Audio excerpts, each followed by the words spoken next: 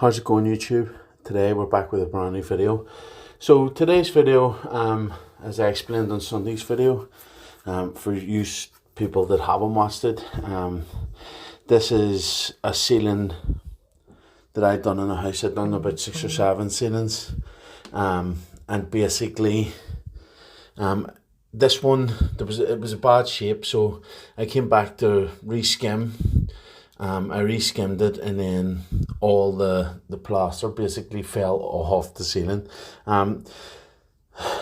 Two reasons.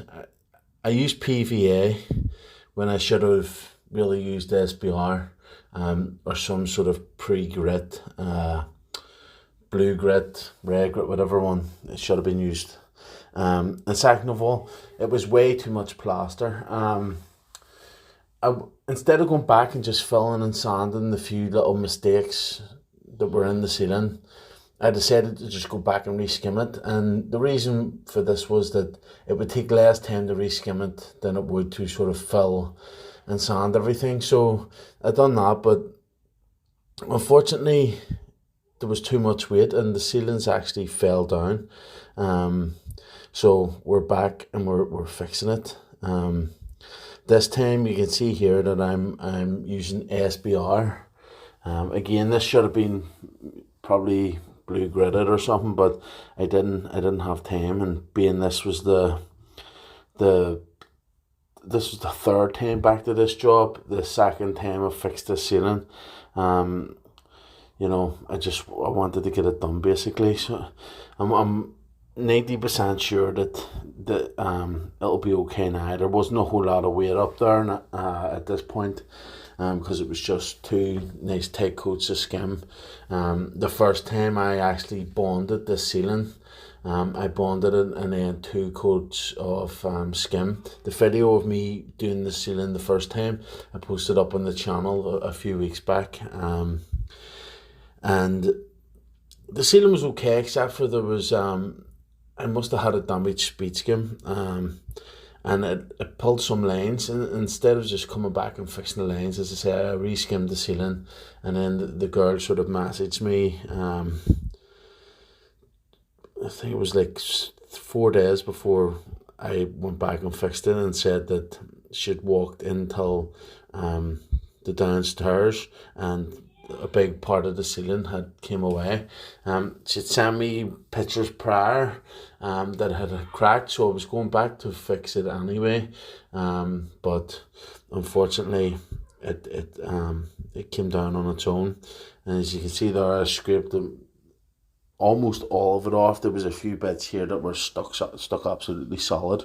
They weren't going anywhere, so the bits I just scraped the high edges off, and we're just going to skim over the top of them basically. But yeah, so as I said, the last video I posted about this job, I think it's important to show everyone that it's not always sun and rainbows. Sometimes through your own stupidity or your own, you know, your own not thinking, stuff can go wrong, and it does go wrong, and it's the reason why it's important to price every job with that in mind. Now, this job it was slightly overpriced, and I've basically spent a day extra on it, which covered me in the first place. And lucky enough, I was able to come and do the ceiling the first time, and then went and done a job afterwards which paid me for that day. And then this day was the same. I'd done the ceiling and went and done a job in the afternoon that paid me for this day as well. So I'm pretty lucky that way, that I haven't lost any money. It's usually what I do is I'll tell people, you know, unless we're overboard in the ceiling, I can't guarantee the work. I didn't on this job, but I'll be making sure to put it in my terms going forward. Now, not that it would have made any difference for this particular job, because the the mistake was mine. The broken speed skim had pulled a line in the plaster. So I would have been coming back to fix this one either way, but it's definitely something I'm gonna address in the future. Yeah, and for anybody starting out again, anybody starting out, new guys, just be aware when you're doing ceilings, especially these Artex ceilings. This is the sort of stuff that will happen to you if you don't know what you're doing, and even if you do know what you're doing, you know, it's liable to happen anyway. I had a guy in the comments, sort of, he messaged me on YouTube, and he basically turned around and said, there's too much weight on that ceiling, that's going to come down. And then within like 3 or 4 hours, the girl had sent me a picture with the ceiling lying on the floor basically. So yeah, it was funny. I found that funny that some guy just randomly messaged me that. But yeah, so I'm not thinking negatively about the situation. I've had to go back and fix it. It's cost me a little bit of money and materials, but you know, it goes hand in hand with plastering, and especially plastering in domestic properties. You run into problems, so it is what it is. I'm going to move on. As you seen at the start of this video, I have made a new intro. I want to get your thoughts on it. The music I made myself because I'm trying to not get copyright striked on YouTube. But basically, that's the intro that's going to go at the start of every video. And I hope you like it. It took me a bit of time sort of working on it and getting it right. So fingers crossed. In the future, I like the video aspect of it. The music I'm sort of a little bit iffy about, but in the future I can just switch the music out with something else when I get a bit better at making sort of intro music. So yeah, you can let me know what you think about that.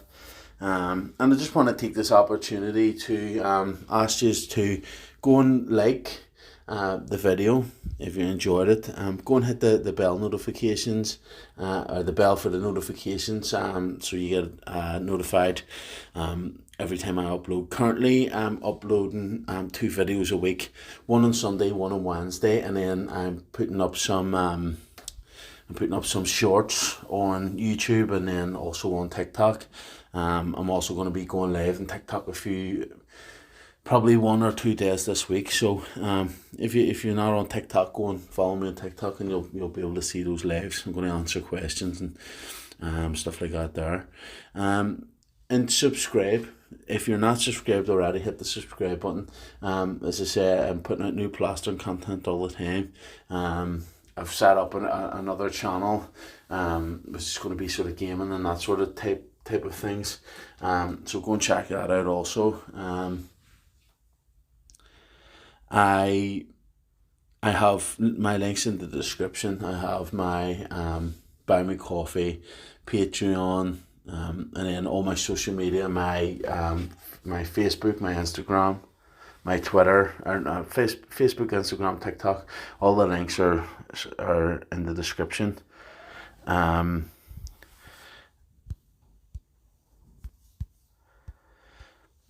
and finally, I have my Amazon affiliate link.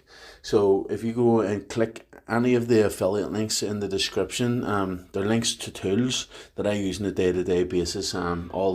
Basically everything I use, the buckets, the sheets, absolutely everything's in there. If you buy one of them, I get a small percentage of that sale. If you don't buy it but you go on to buy something else, I also get a percentage. It doesn't actually cost you anymore. The thing will still cost the same amount that you would pay. It's just you're supporting me by doing it. So, you know, I do appreciate that. There is a lot of people that's has bought stuff through that the affiliate link. So I do honestly appreciate it. I also just wanted to say about I as I said, I'm hoping to start another channel. It's set up already.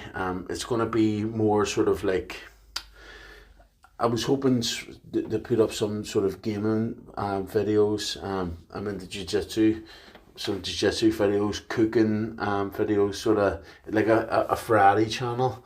I have a few DIY projects that I'm thinking about sort of putting on that channel as well. So if you're interested, the channel's already currently up. The channel's just called Danny Surgeoner. If you go and have a look at that there, and once I go for my first video, you'll be updated or notified. If you're subscribed and you've hit the bell on that channel as well. I'll also put a wee reminder out on this channel too.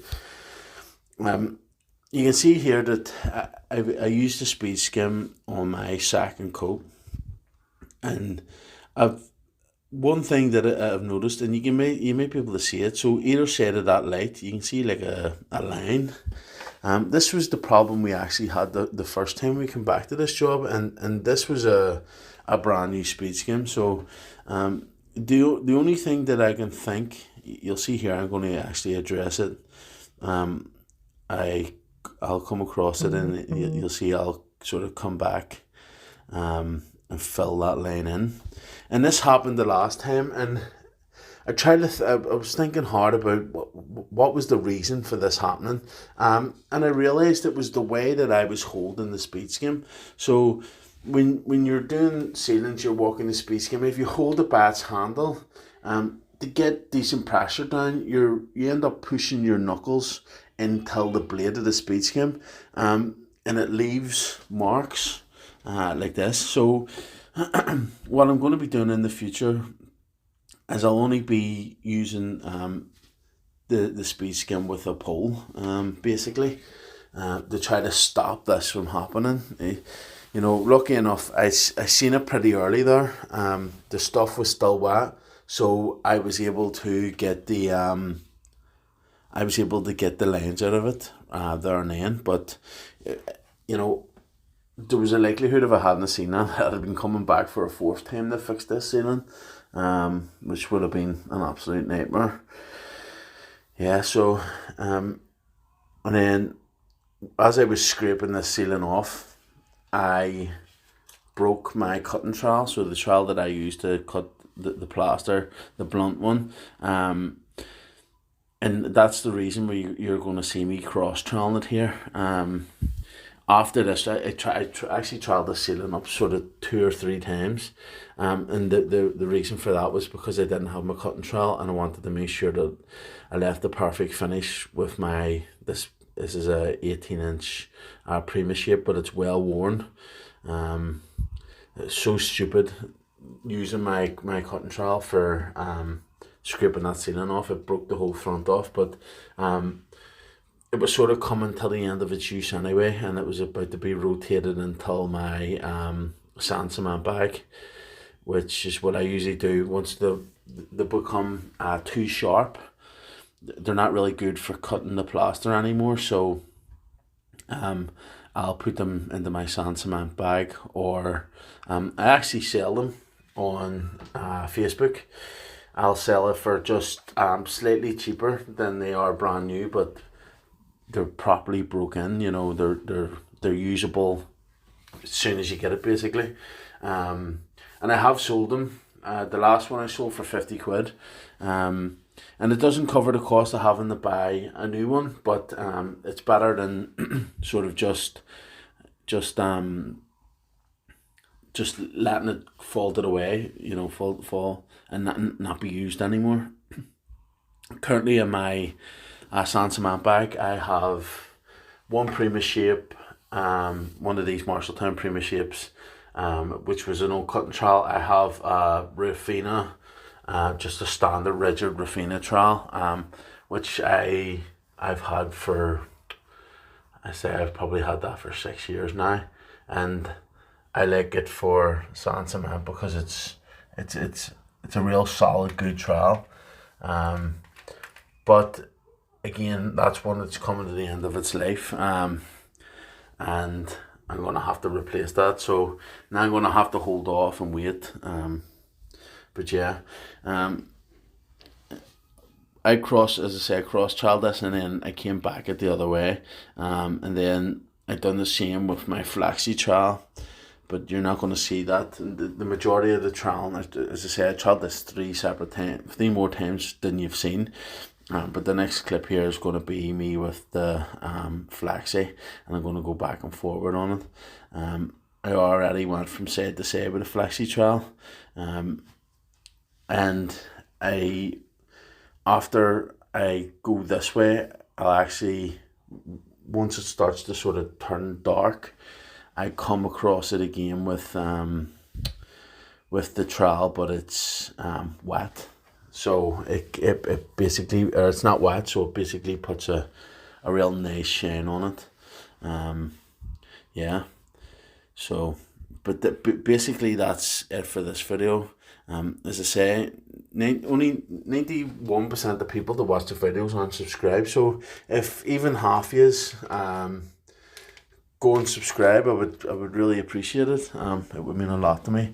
We're coming up on 1,000. We've 100 more subs to get till 1,000. And hopefully going to get that done before the middle of the year. Yeah. That's it for this video, guys. I hope you enjoyed. Bash the thumbs up, subscribe, all that good stuff. Thanks for watching, and I'll see you in the next video.